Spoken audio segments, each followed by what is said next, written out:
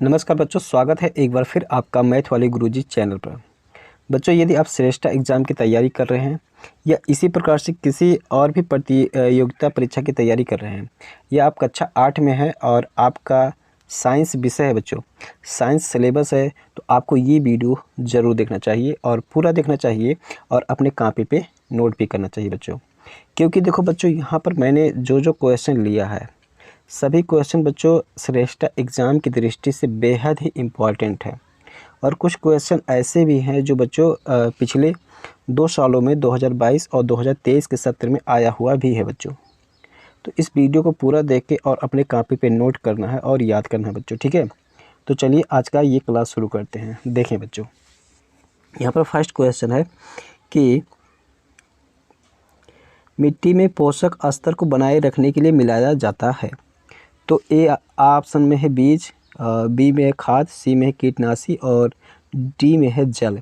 तो ये बच्चों यहाँ पर सही ऑप्शन हो जाएगा, बी वाला खाद हो जाएगा, ठीक है।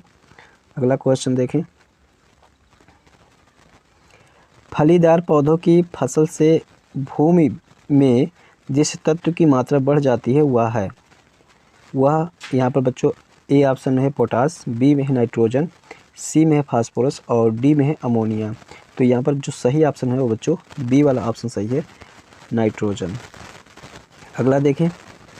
अगला है बच्चों, सिंचाई के लिए निम्न में से पारंपरिक तरीका नहीं है। तो ये बेहद ही इंपॉर्टेंट क्वेश्चन है बच्चों। पारंपरिक तरीका नहीं है मतलब कौन सा पुराना तरीका नहीं है।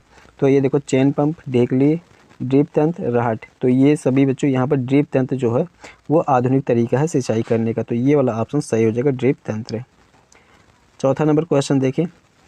हार्वेस्टर यंत्र का उपयोग किया जाता है फसल कटाई में, फसल के दानों को भूसे से अलग करने में, खरपतवार हटाने में, बीज की बुआई में। तो हार्वेस्टर यंत्र का उपयोग जो है वो खरपतवार हटाने के लिए किया जाता है बच्चों, ठीक है।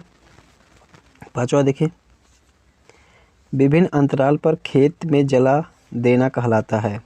तो विभिन्न अंतराल पर खेत में जल देना कहलाता है, सॉरी बच्चों, जल देना कहलाता है। तो ये बच्चों सिंचाई कहलाता है, ठीक है।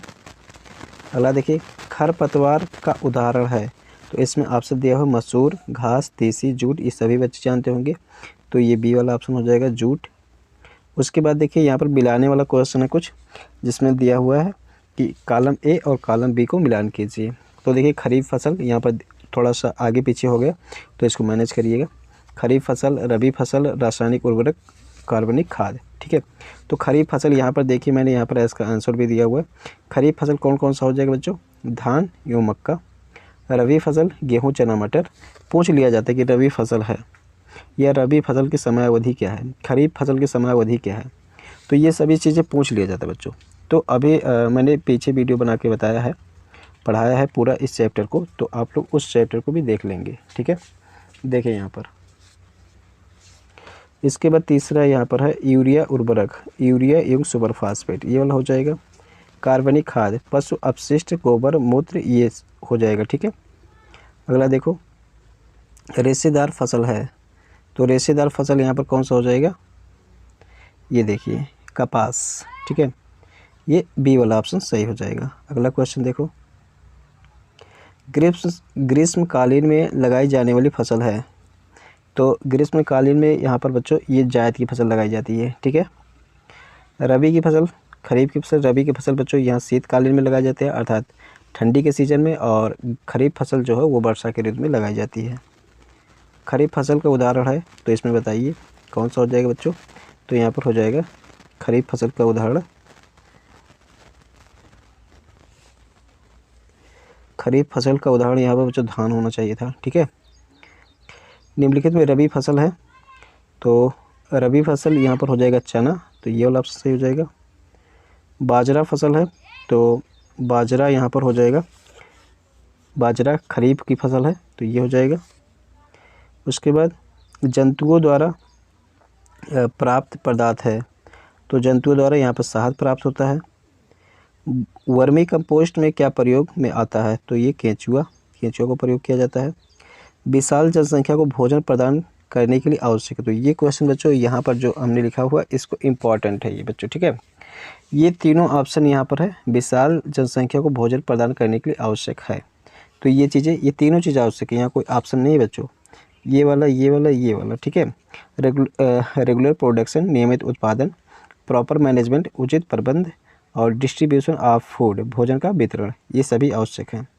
इसके बाद अगला लास्ट देख लो, काफ़ी, गन्ना, तंबाकू, चाय और कपास किस प्रकार की खेती है।